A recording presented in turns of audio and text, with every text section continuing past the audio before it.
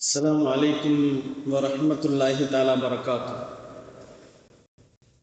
الحمد لله رب العالمين والصلاة والسلام على رسوله خاتم النبيين وعلى آله الطيبين وأصحابه الطاهرين ومن تبعهم إلى يوم الدين. أما بعد، فقد قال الله تعالى في محكم التنزيل والفرقان العليم: أعوذ بالله السميع العليم، بسم الله الرحمن الرحيم.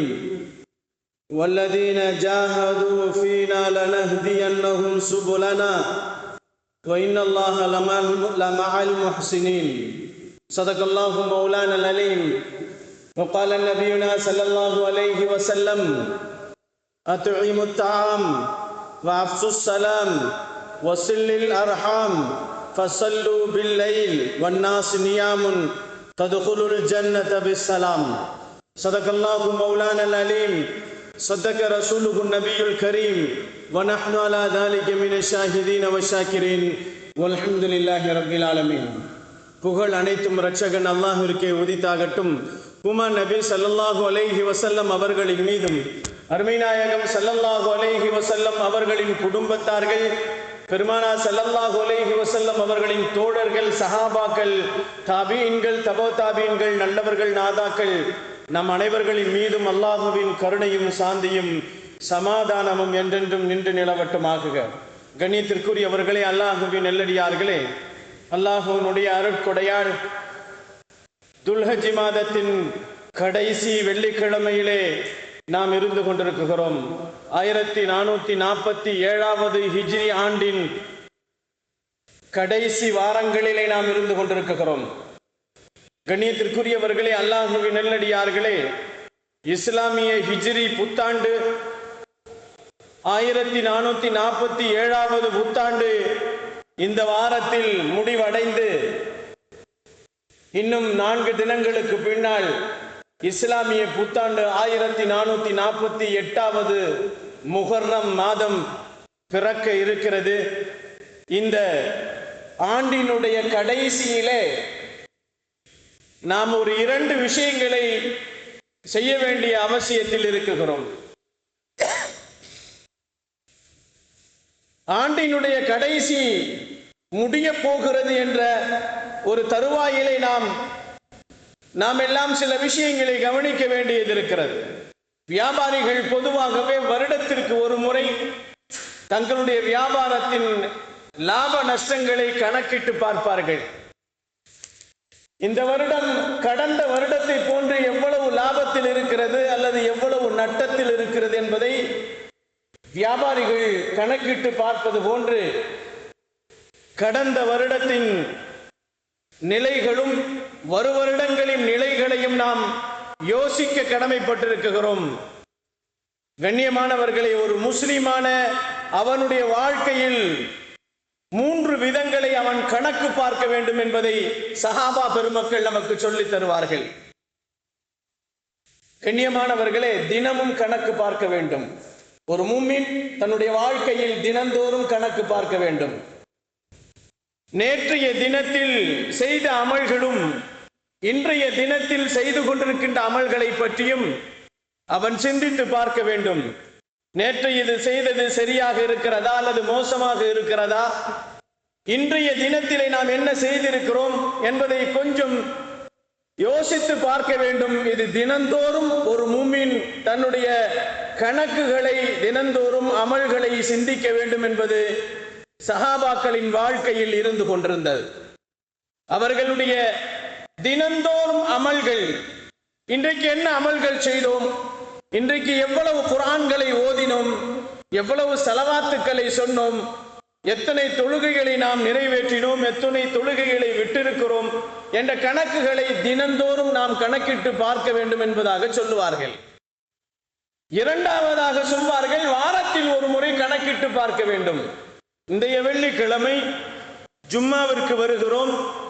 இந்த ஜும்மாவில என்னென்ன அமல்களை செய்தோம், வருகின்ற ஜும்மாவில என்ன அமல்களை செய்ய வேண்டும் என்பதை கணக்கிட்டு பார்க்க வேண்டும் என்பதையும் சஹாபா பெருமக்கள் தங்களுடைய வாழ்க்கையிலே கணக்குகளை வாரத்திற்கு ஒரு முறை அவர்கள் கணக்கிட்டு பார்த்தார்கள் என்பதாக வரலாறுகள் நமக்கு சொல்லி காட்டப்படுகிறது. மூன்றாவதாக வருடத்திற்கு ஒரு முறை கணக்கிட்டு பார்க்க வேண்டும். துல்ஹஜ் மாதம் வந்துவிட்டது. இந்த வருடம் முழுக்க 11 மாதங்கள், இந்த துல்ஹஜோடு சேர்த்து 12 மாதங்கள் என்ன அமல்களில் முன்னேற்றங்கள் இருக்கிறது, எந்த அமல்களிலே நாம் பின்னங்கி இருக்கிறோம் என்பதை பற்றி கொஞ்சம் சிந்திக்க வேண்டும் என்பதாக சொல்லப்படுகிறது. அதைத்தான் சஹாபாக்கள் முஸாஹபா என்று சொல்லப்படக்கூடிய தன்னைத்தான் ஒரு மனிதன் தன்னைத்தானே சுய பரிசோதனை செய்து கொள்ளக்கூடிய தன்மைகளை சஹாபாக்கள் தங்களுடைய வாழ்க்கையிலே அது பேணுதலாக கொண்டு வந்து கொண்டிருந்தார்கள். நபிகள் நாயகம் ஸல்லல்லாஹு அலைஹி வஸல்லம் அவர்கள் சொல்லுவார்கள், அல் ஆமாலு பில் ஹவாத்திம் என்று சொல்வார்கள். ஒரு மனிதனுடைய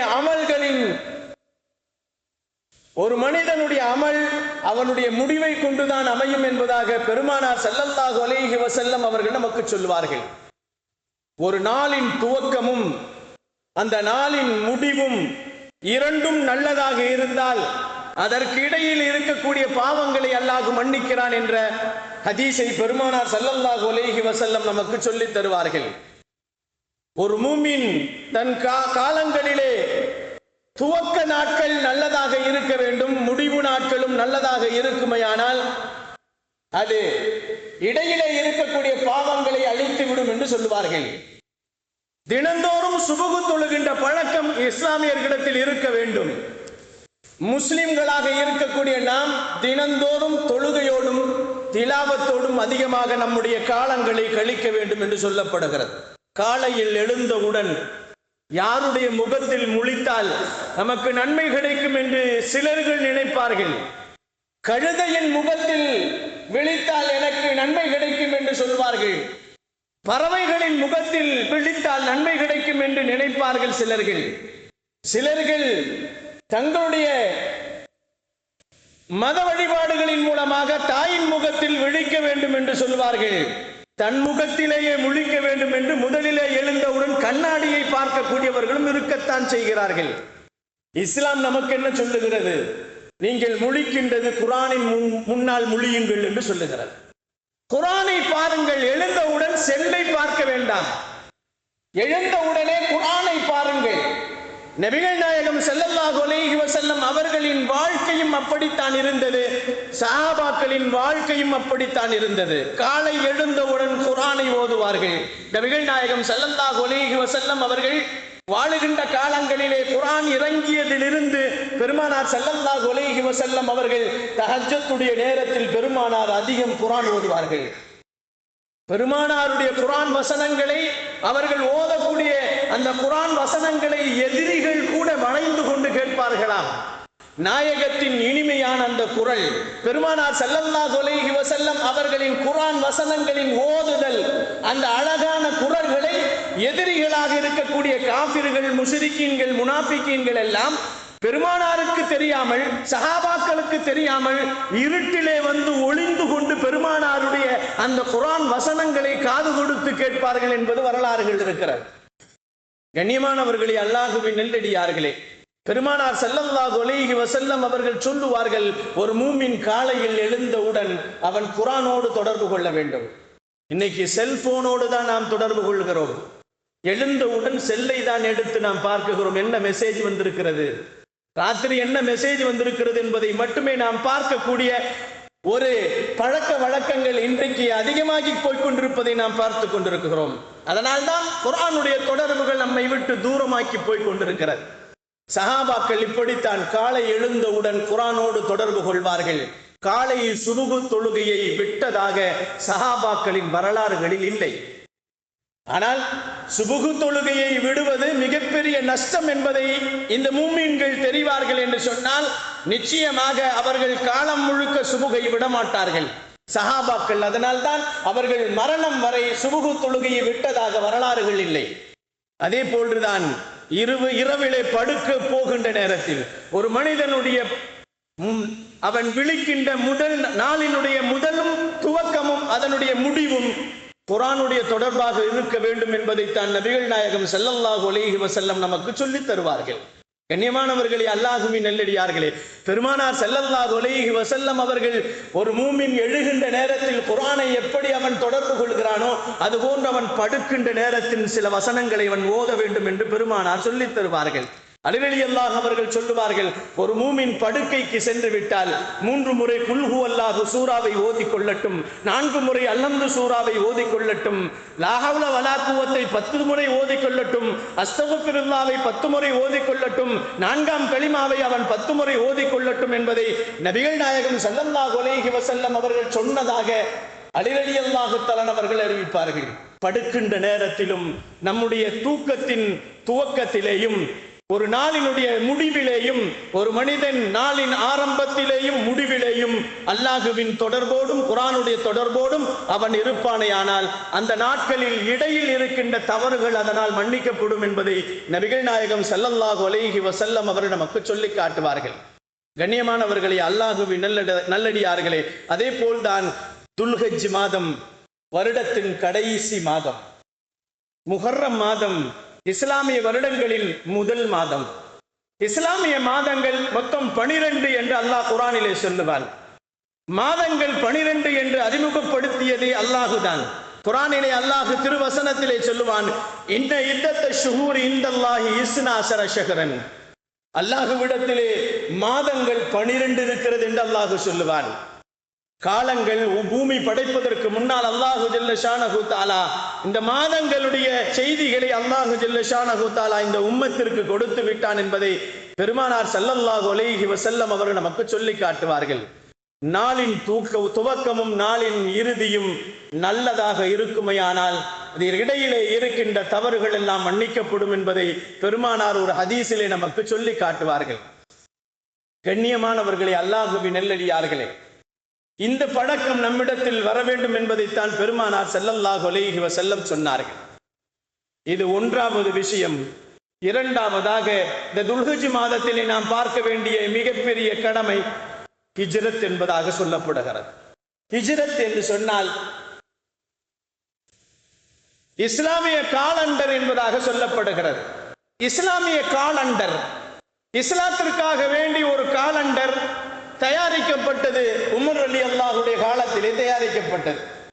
அதை எதை கொண்டு தயாரிக்க வேண்டும் என்று பார்க்கின்ற நேரத்தில் சிலர்கள் சொன்னார்கள், பெருமானாரின் பிறப்பை ஹிஜ்ரத்தாக வைக்கலாம், பெருமானார் ஸல்லல்லாஹு அலைஹி வஸல்லம் அவர்களின் இறப்பை காலண்டராக வைக்கலாம், பெருமானாரினுடைய நபி பட்டத்தை எந்த நாளில் வந்ததோ அந்த நாளில் இருந்து காலண்டராக அமைக்கலாம் என்று முடிவு செய்தார்கள். 4வதாக பெருமான் ஸல்லல்லாஹு அலைஹி வஸல்லம் மக்காவில் இருந்து மதீனாவிற்கு சென்றார்கள் அல்லவா, அந்த நிகழ்வை காலண்டராக அமைக்கலாம் என்பதாக உமர் ரலியல்லாஹு தஆலா அவர்கள் இஸ்லாமிய ஆண்டுக்கு பெயராக ஹிஜ்ரத் என்பதாக வைத்தார்கள். இதற்குத்தான் ஹிஜ்ரத் என்று சொல்லப்படுகிறது. அன்றிலிருந்து தான் ஹிஜ்ரத் துவக்கமானது. நபிகள் நாயகம் ஸல்லல்லாஹு அலைஹி வஸல்லம் அவர்கள் நபி பட்டம் பெற்றதற்கு பின்னால் 11வது ஆண்டில் தான் பெருமான் ஸல்லல்லாஹு அலைஹி வஸல்லம் அவர்கள் ஹிஜ்ரத்திற்கு புறப்பட்டு சென்றார்கள் என்பதாக வரலாறுகள். கண்ணியமானவர்களே, ஏன் இந்த ஹிஜ்ரத்தை இஸ்லாமிய ஆண்டுகளின் துவக்கமாக வைத்திருக்கிறார்கள், இஸ்லாமிய ஆண்டின் பெயராக வைத்திருக்கிறார்கள் என்று பார்க்குகின்ற நேரத்திலே அதிலே நிறைய தியாகங்கள், அதிலே நிறைய சிரமங்கள் இருந்தது, நிறைய தியாகங்கள் இருந்தது, நிறைய பாடங்கள் இருந்தது. இவைகளையெல்லாம் வைத்துத்தான் இஸ்லாமிய ஆண்டின் புத்தாண்டை ஹிஜ்ரி என்பதாக உமர் ரலியல்லாஹு தஆலா அவர்கள் நமக்கு கொடுத்து தருகிறார்கள் என்பதாக சொல்லப்படுகிறது. ஹிஜ்ரத் என்றால் பாவத்தை விட்டும் நீங்குதல் என்பதாக சொல்லப்படுகிறது, பாவத்தை கைவிடுதல் என்பதாக சொல்லப்படுகிறது. 2வதாக சொந்த நாட்டை விட்டு அண்டை நாட்டுக்கு செல்வதற்கு ஹிஜ்ரத் என்று சொல்லப்படுகிறது. மார்க்கத்திற்காக வேண்டி சொத்துகளையும் சுகங்களையும் மனைவி மக்கள் அனைத்தையும் விட்டுவிட்டு அகதியாக இன்னொரு நாட்டிற்கு போகக்கூடியதற்கு ஹிஜ்ரத் என்று சொல்லப்படுகிறது. ஹிஜ்ரத் என்பது பல வகையாக சொல்லப்படுகிறது. சிலர்கள் இங்கிருந்து ஃபாரினுக்கு செல்கிறார்கள், வெளிநாடுகளுக்கு செல்கிறார்கள், அதுவும் ஒரு ஹிஜ்ரத். ஹிஜ்ரத் என்பது உள்ளூரிலேயே ஊரை விட்டுவிட்டு, சொந்த ஊரை விட்டுவிட்டு இன்னொரு ஊரைக்கு பிழைப்பதற்காக வேண்டி வருகிறார்கள் அல்லவா, அதுவும் ஒரு ஹிஜ்ரத் என்று சொல்லப்படுகிறது. இது மட்டுமல்ல, மாணவர்கள் படிப்பதற்காக வேண்டி ஊரை விட்டு விட்டு வேறு ஊர்களிலே சென்றவர்கள் தங்கி படிக்கிறார்கள் அல்லவா? ஊரை விட்டு ஹிஜ்ரத் செய்து ஊரை துறந்து தாய் தந்தைகளை விட்டு தனியாக போய் படிப்பதற்காக வேண்டி செல்கிறார்கள் அல்லவா? அதுவும் ஒரு ஹிஜ்ரத் என்பதாக சொல்லப்படுகிறது. முக்கியமாக ஹிஜ்ரத்திற்கு முக்கியமான அர்த்தம் சொல்லுகின்ற நேரத்தில் ஒரு மனிதன் பாவத்தை விட்டுவிட்டு அல்லாஹ்வின் கட்டளைக்கு கட்டுப்படுவதற்கு தான் ஹிஜ்ரத் என்பதாக சொல்லப்படுகிறது. கண்ணியமானவர்களே, அல்லாஹ்வின் நல்லடியார்களே, நம்முடைய வாழ்க்கையில் ஹிஜ்ரத்திலே நடந்த சம்பவங்கள் அனைத்தும் வர வேண்டும். ஹிஜ்ரத்திலே நடைபெற்ற பாடங்கள் அனைத்தும் நமக்கு வர வேண்டும் என்பதற்காக வேண்டித்தான் ஆண்டின் துவக்கம் ஹிஜ்ரத் என்பதாக வைக்கப்பட்டிருக்கிறது. இந்த ஹிஜ்ரத்தில் நடந்த அர்ப்பணிப்புகள், இந்த ஹிஜ்ரத்திலே நடந்த அற்புதங்களை பார்க்குகின்ற நேரத்திலே நம்மால் அதை யோசித்து கூட பார்க்க முடியாது. பெருமானார் ஸல்லல்லாஹு அலைஹி வஸல்லம் அவர்கள் இந்த ஹிஜ்ரத்தை அவர்கள் உடனடியாக செய்யவில்லை. மக்காவிலே காபிர்கள் எல்லாம் பெருமானாரை அடித்து துரத்துகின்ற நேரத்திலே பெருமானார் ஸல்லல்லாஹு அலைஹி வஸல்லம் அவர்களுக்கு அல்லாஹ் சொல்லுவான், இந்த ஊரை விட்டு நீங்கள் மதீனாவிற்கு செல்லுங்கள், வேறு ஊருக்கு செல்லுங்கள் என்று அல்லாஹ் அனுமதி கொடுத்த உடனே பெருமானார் ஸல்லல்லாஹு அலைஹி வஸல்லம் அவர்கள் ஹிஜ்ரத்திற்கு புறப்படவில்லை. பெருமான் ஸல்லல்லாஹு அலைஹி வஸல்லம் அவர்கள் ஹிஜ்ரத்திற்கு பொறுமையாக திட்டமிட்டு போனார்கள். அவர்கள் எதிரிகளை பார்த்து பயந்து கொண்டு போனதற்கு பேர் ஹிஜ்ரத் அல்ல. தன்னை பாதுகாத்துக் கொள்ள மட்டுமல்ல, தன் ஈமானை பாதுகாத்துக் கொள்வதற்காக வேண்டியும், அது மட்டுமல்ல, மிக முக்கியமாக ஒரு விஷயத்தை இஸ்லாம் சொல்லுகிறது. இஸ்லாம் பரவுவதற்கு மிக முக்கியமாக இருந்தது ஹிஜ்ரத் தான். காரணம் என்னவென்று சொன்னால், மக்காவாசிகளிடத்திலே ஈமானை எடுத்து புகுத்தினால் போகவில்லை, ஈமானை எடுத்து சொன்னால் அடித்தார்கள்.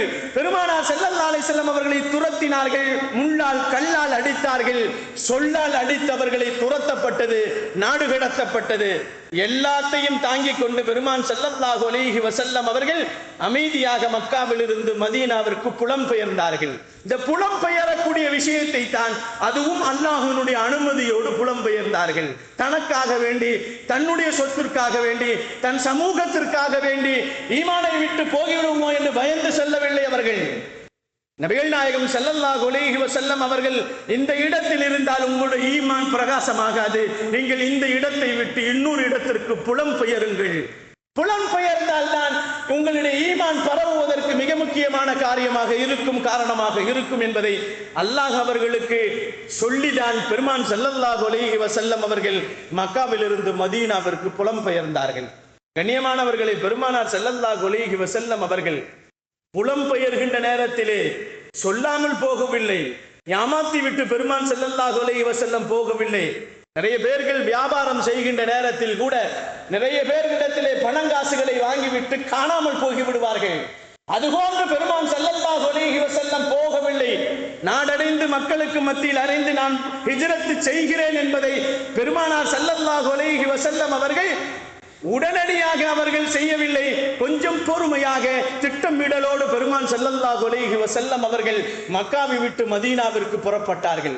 பெருமானார் ஸல்லல்லாஹு அலைஹி வஸல்லம் அவர்கள் மக்காவில் இருந்து மதீனாவிற்கு புறப்பட்ட அந்த ஹிஜ்ரத் எந்த மனிதர்களுக்கும் ஆபத்தை விளைக்கவில்லை, எந்த மனிதனுடைய பொருளாதாரத்தையும் பெருமானார் பதுக்கிக் கொள்ளவில்லை. அவர்களிடத்திலே கொடுக்கப்பட்டிருந்த அமானிதமான பொருட்களை கூட நபிகள் நாயகம் ஸல்லல்லாஹு அலைஹி வஸல்லம் இன்னொரு மனிதனிடத்திலே பொறுப்பு கொடுத்து அதை மறுநாள் காலையிலே அவர்களிடத்திலே ஒப்படைக்க வேண்டும் என்று சொல்லிவிட்டு தான் பெருமான் ஸல்லல்லாஹு அலைஹி வஸல்லம் அவர்கள் ஹிஜ்ரத்திற்கு சென்றிருக்கிறார்கள் என்று சொன்னால், இந்த பாடங்கள், இந்த இஸ்லாமியர்களுக்கு கொடுக்கப்பட்ட பாடங்கள் எவ்வளவு சிரமங்களாக இருந்தாலும், எவ்வளவு கஷ்டங்களாக இருந்தாலும், இடம் பெயர்கின்ற நேரத்திலே யார் யாருக்கு செய்ய வேண்டிய கடமைகள் இருக்கிறதோ அனைத்தையுமே அவர்களுக்கு செய்துவிட்டு தான் அவர்கள் புலம்பெயர வேண்டும் என்பதை நபிகள் நாயகம் ஸல்லல்லாஹு அலைஹி வஸல்லம் அவர்களுக்கு நமக்கு கற்றுக் கொடுத்த அந்த ஹிஜ்ரத்தின் பாடங்களாக இருந்து கொண்டிருக்கிறது. கண்ணியமானவர்களே, அல்லாஹ்வின் நல்லடியார்களே, இப்படி சுகங்களை எல்லாம் விட்டு, அங்கே அனைத்து குடும்பங்களையும் விட்டுவிட்டு, அனைத்து சொத்துகளையும் விட்டுவிட்டு, நாடையும் விட்டுவிட்டு, அனைத்தையும் விட்டு துறந்து போனவர்கள் தான் முஹாஜிரீன்கள் என்று அவர்களுக்கு அல்லாஹ் பட்டம் எடுக்கிறார். முஹாஜிரீன்கள், ஹிஜ்ரத் செய்தவர்கள், அவர்கள் அனைத்தையும் தியாகம் செய்துவிட்டு ஹிஜ்ரத் செய்தார்கள். உயிர் பொருள் அனைத்தையும் தியாகம் செய்தவர்கள் தான் முஹாஜிரீன்கள். அந்த முஹாஜிரீன்களை அல்லாஹ் ஜல்ல ஷானஹு தஆலா குர்ஆனிலே அழகாக சொல்லுவான். அவர்கள் அல்லாஹ்வினுடைய பொருத்தத்தை பெற்றவர்களாக ஊரை விட்டு நாட்டை விட்டு இன்னொரு நாட்டிற்கு அவர்கள் புறப்பட்டவர்கள். கண்ணியமானவர்களே, அல்லாஹ்வின் நல்லடியார்களே, அந்த முஹாஜிரீன்கள் அவர்களை அரவணைப்பதற்காக வேண்டி மதீனாவிலே காத்திருந்த அன்சாரிகள், மதீனாவிலே காத்திருந்தார்கள் அன்சாரிகள். தங்கள் உடைமைகள் பொருட்கள் அனைத்தையும் தன் சகோதரனுக்கு கொடுத்து இன்னொருவன் வயிற்றிலே பிறந்தவரை தன் கூட பிறந்தவனை போன்று பாவித்தவர்கள் தான் அன்சாரிகள். அதனால் தான் அவர்களுக்கு நாயகம் ஸல்லல்லாஹு அலைஹி வஸல்லம் அவர்கள் அன்சாரிகள், அரவணைக்கக்கூடியவர்கள், உதவி செய்யக்கூடியவர்கள், உதவிகரங்கள் நீட்டக்கூடியவர்கள் என்ற பெயரை அவர்களுக்கு பரம்பரை பெயராக மாற்றி கொடுத்தார்கள் என்பது வரலாறுகளில் நமக்கு சொல்லி காட்டப்படுகிறது. முஹாஜிரீன்கள் தியாகம் செய்து புறப்பட்டவர்கள், அன்சாரிகள் தியாகம் செய்து புறப்பட்டு வந்தவர்களுக்கு தங்கள் குடும்பத்தின் ஒருவராக அவர்கள் தேர்ந்தெடுத்துக் கொண்டவர்கள் தான் அன்சாரிகள் என்பதை நபிகள் நாயகம் ஸல்லல்லாஹு அலைஹி வஸல்லம் அவர்கள் நமக்கு அறிமுகப்படுத்தினார்கள். இழந்து போன சொத்துக்கள், இழந்து போன சுகங்கள், இழந்து போன மனைவிகள், மக்கள் அனைவர்களையும் இந்த அன்சாரிகள் அவர்களுக்கு கொடுத்து உதவியவர்கள் தான் அன்சாரிகள் என்பதாக சொல்லப்படுகிறது. கண்ணியமானவர்களே, அல்லாஹ்வின் நல்லடியார்களே, ஹிஜ்ரத் செய்தது முதலாக யார் செய்தார்கள்? பெருமானார் ஸல்லல்லாஹு அலைஹி வஸல்லம் அவர்கள் ஹிஜ்ரத் செய்தது பெருமானார் செய்யவில்லை. ஹிஜ்ரத் செய்தவர்கள் உஸ்மான் ரலியல்லாஹு அவர்கள் செய்தார்கள் என்று வரலாறுகள் இருக்கிறது. அபூ ஸலமா ரலியல்லாஹு அவர்கள் செய்தார்கள் என்று வரலாறு இருக்கிறது. ஹஜ்ரத் அவர்கள் அபூ ஸலமா ரலியல்லாஹு தஆலா அவர்கள் ஹிஜ்ரத் செய்தார்கள். அவர்கள் மறுமையை நோக்கி தங்களுடைய அனைத்து பொருட்களையும் தியாகம் செய்துவிட்டு அங்கிருந்து முதலாக அவர்கள் ஹிஜ்ரத் செய்தவர்கள் என்பதாக வரலாறுகளிலே எழுதப்படுகிறது. அன்பிற்கினியவர்களே, அல்லாஹ்வின் நல்லடியார்களே, இரண்டாவதாக ஹிஜ்ரத் செய்தவர்கள் அப்துல்லா இப்னு உம்மு மக்தூம் ரலியல்லாஹு தஆலா அவர்கள் ஹிஜ்ரத் செய்தார்கள். இரண்டு கண்களும் தெரியாத, கண் பார்வை இல்லாத ஒரு சஹாபி அவர்கள் ஹிஜ்ரத் முதலிலே செய்தார்கள். மக்கா காபிர்கள் சொன்னார்கள், அவர் மக்காவில் இருந்தாலும் கண் தெரிய போவதில்லை, மதீனாவில் இருந்தாலும் கண் தெரிய போவதில்லை, அவர் போவதால் என்ன இருக்கிறது என்றெல்லாம் அவரை கிண்டல்களும் கேலிகளும் செய்தார்கள். கண்ணியமானவர்களே, அல்லாஹ்வின் நல்லடியார்களே, சாலிம் ரலியல்லாஹு தஆலா அவர்கள் ஹிஜ்ரத் செய்ததிலே முதல் பட்டியலிலே அவர்களும் இடம்பெற்றவர்கள். எந்த அளவிற்கு என்று சொன்னால், அவர்கள் மதீனாவிற்கு முதலாக ஹிஜ்ரத் செய்தவர்கள் சாலிம் ரலியல்லாஹு அவர்கள். சாலிம் ரலியல்லாஹு அவர்கள் ஹிஜ்ரத் செய்து நாயகம் பெருமானார் ஸல்லல்லாஹு அலைஹி வஸல்லம் அவர்கள் நபி பட்டம் பெற்றதற்கு பின்னால் 11 வருடத்திற்கு பின்னால் ஹிஜ்ரத்தை மேற்கொண்டார்கள். அதுவரை சாலிம் ரலியல்லாஹு தஆலா அவர்கள் பெருமானார் மதீனா வரும் வரை அங்கே இமாமத்து செய்து கொண்டிருந்தார்கள் என்று வரலாறுகள் பொறிக்கப்படுகிறது. உமர் ரலியல்லாஹு அவர்களும் ஹிஜ்ரத் செய்தார்கள். உமர் ரலியல்லாஹு அவர்கள் ஹிஜ்ரத் செய்தது மிகப்பெரிய வித்தியாசமான ஹிஜ்ரத்தை அவர்கள் செய்தார்கள். எல்லா சஹாபாக்களும் மறைந்து ஒளிந்து உயிருக்கு பயந்து உடைமைகளுக்கு பயந்து தெரியாமல் இரவிலே பகலிலே ஓடி போனவர்கள், அவர்கள் தங்களுடைய நாட்டை விட்டு துறந்து போனவர்கள் ஹிஜ்ரத்தை செய்தார்கள். ஆனால் நபிகள் நாயகம் ஸல்லல்லாஹு அலைஹி வஸல்லம் அவர்களை முழுமையாக ஈமான் கொண்ட உறுதி கொண்ட உமர் ரலியல்லாஹுடைய ஹிஜ்ரத் எப்படி இருந்தது என்று சொன்னால், மக்காவிலே போய் நின்றார்கள். மக்காவிலே நின்று, நான் ஹிஜ்ரத் செய்கிறேன், உங்களுடைய பிள்ளைகள் எல்லாம் செத்து போக வேண்டும் என்று சொன்னால், யாரெல்லாம் தன்னுடைய பிள்ளைகளை இழக்க தயாராக இருக்கிறார்களோ அவர்களெல்லாம் நான் செய்கின்ற ஹிஜ்ரத்திற்கு நின்று அவர்கள் எனக்கு முன்னால் போரிடட்டும் என்று சொன்னார்கள். நான் போவதை தடுக்கட்டும் என்று சொன்னார்கள். ஹிஜ்ரத்தை வெளிப்படையாக மக்காவிலே வந்து பிரபலப்படுத்தியவர்கள் உமர் ரலியல்லாஹு தஆலா அவர்கள். கண்ணியமானவர்களே, அல்லாஹ்வின் நல்லடியார்களே, பெருமானார் ஸல்லல்லாஹு அலைஹி வஸல்லம் அவர்கள் சொல்லுவார்கள், உமர் ரலியல்லாஹு அவர்கள் சொன்ன வார்த்தை, நான் ஹத்தாபின் மகன், நானும் ஹிஜ்ரத்திற்காக வேண்டி மக்காவில் இருந்து மதீனாவிற்கு புறப்படுகிறேன். உங்களில் யாருக்காவது தைரியம் இருந்தால், உங்கள் பிள்ளைகளை நீங்கள் இழக்க தயாராக இருந்தால், நீங்கள் எல்லாம் அனாதைகளாக ஆக வேண்டும் என்று இருந்தால், நீங்கள் என்னுடைய ஹிஜ்ரத்தை உங்கள் பிள்ளைகளின் மூலமாக தடுங்கள் என்று சொன்னார்கள்.